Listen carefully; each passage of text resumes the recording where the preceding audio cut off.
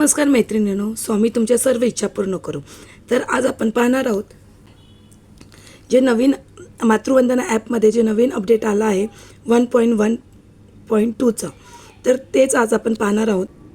हे बघा, याची 3 लाईन दिसत आहेत ना, त्याच्यावरती आपल्याला क्लिक करायचं आहे।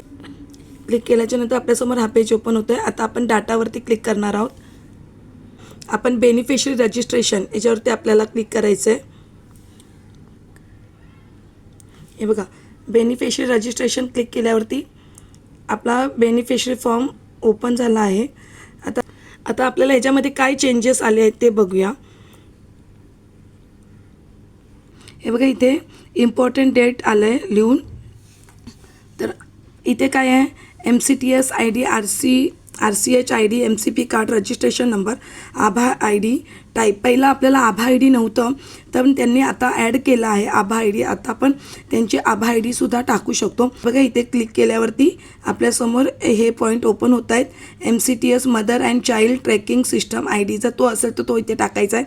RCH ID reproductive and child health identification number तो इथे टाकायचा आहे। MCP कार्ड असेल तर तो टाकायचा आहे। समजा इथे क्लिक करायचं आहे तर तिथे ते येऊन जाईल। नंतर इथे MCTS RCH card registration number आभा ID। आता ह्याच्यामध्ये ना ह्या रकान्यामध्ये ना आपल्याला आपला नंबर टाकायचा आहे।